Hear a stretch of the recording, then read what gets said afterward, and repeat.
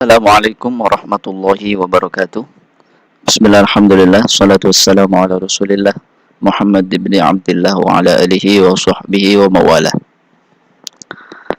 Apa kabar siswa dan siswi sekalian? Semoga kita semua sehat walafiat dan senantiasa dalam lindungan Allah Subhanahu wa taala sehingga kita dapat melaksanakan aktivitas dengan baik dan lancar. Baiklah, pada kesempatan ini Bapak akan mempresentasikan materi tentang toharoh, di mana materi toharoh ini dibagi dalam beberapa video dan ini adalah video bagian pertama.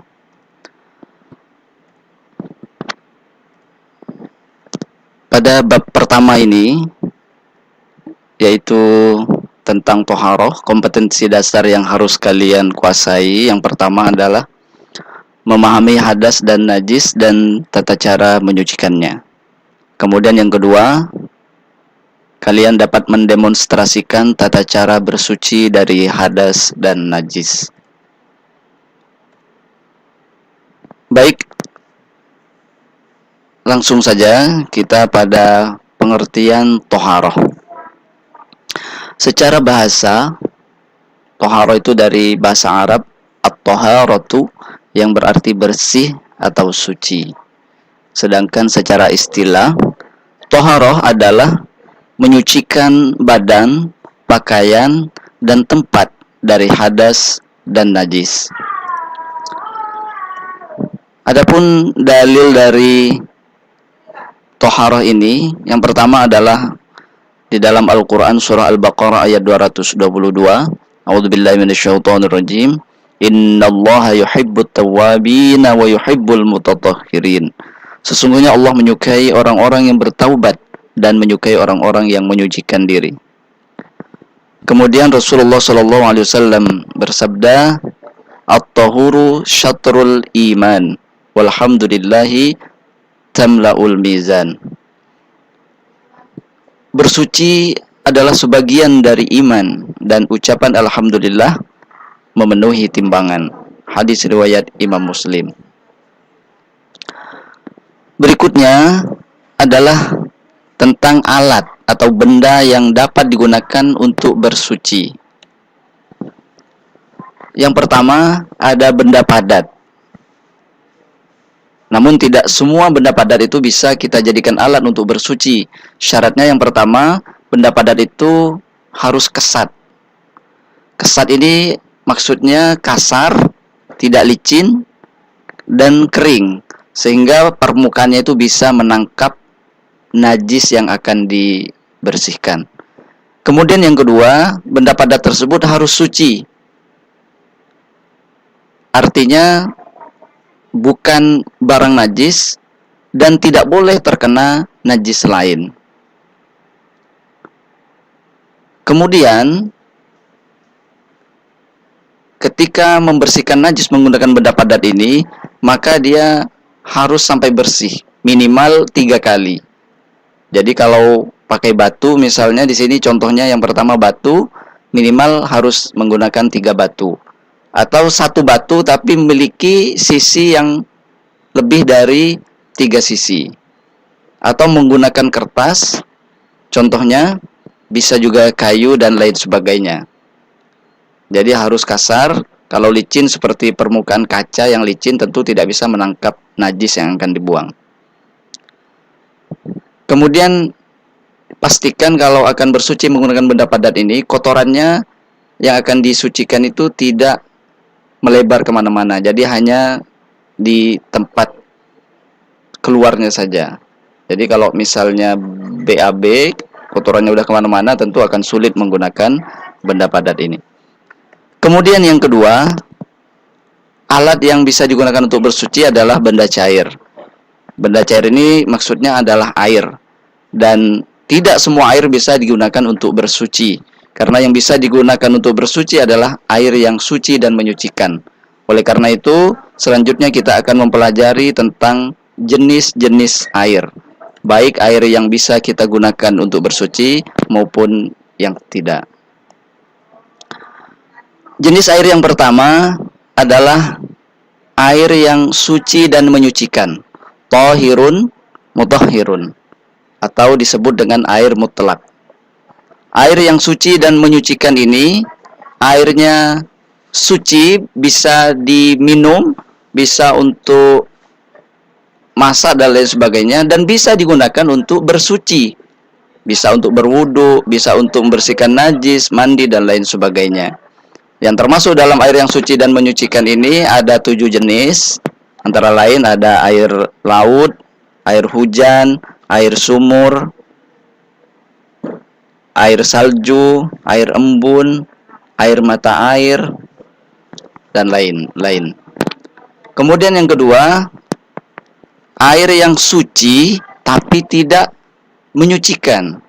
Airnya suci, bisa diminum, bisa dikonsumsi, tapi tidak bisa untuk bersuci, tidak bisa untuk membersihkan najis, tidak bisa untuk berwudu dan mandi.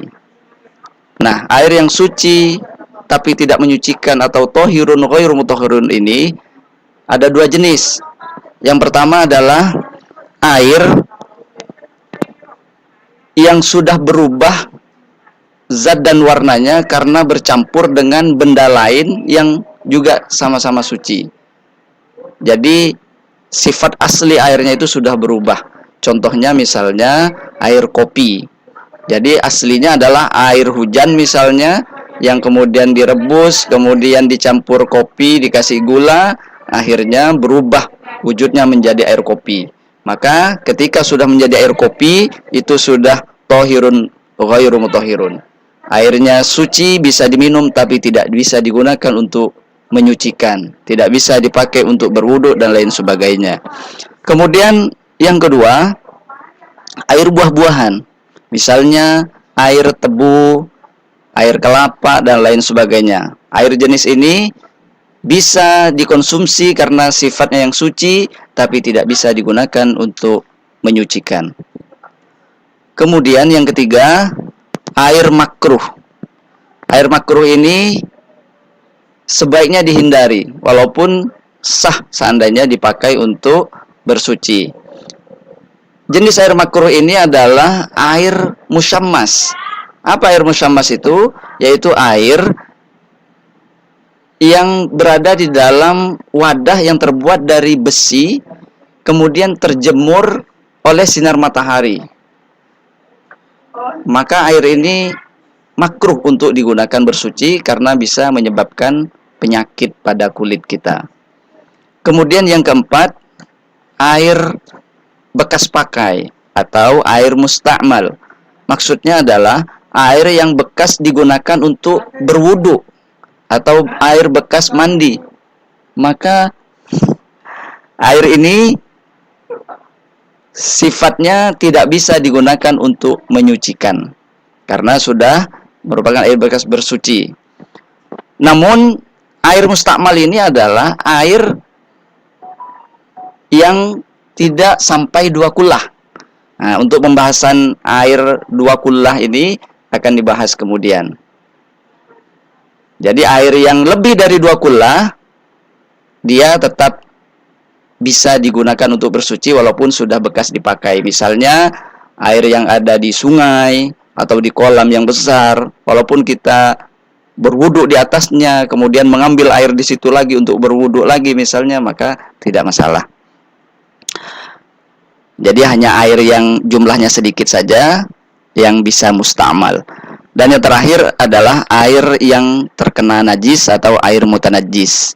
Ini adalah jenis air yang tidak bisa digunakan untuk bersuci dan juga tidak bisa untuk dikonsumsi karena airnya sudah terkontaminasi oleh najis. Walaupun awalnya air ini suci, tapi karena dia tidak sampai 2 kullah lalu terkena najis, walaupun airnya tidak berubah warna, bau dan rasanya, maka dia sudah menjadi air mutanajjis.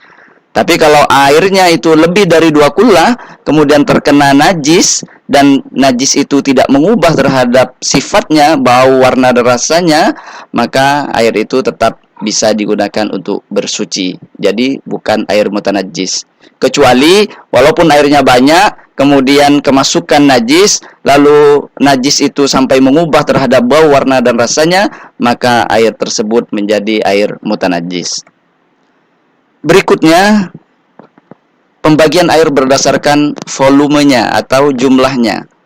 Di sini ada dua jenis. Yang pertama ada air sedikit, yaitu air yang jumlahnya tidak mencapai 2 kullah. Yang kedua ada air banyak, yaitu air yang volumenya mencapai 2 kullah atau lebih. Pertanyaannya, berapa 2 kullah tersebut?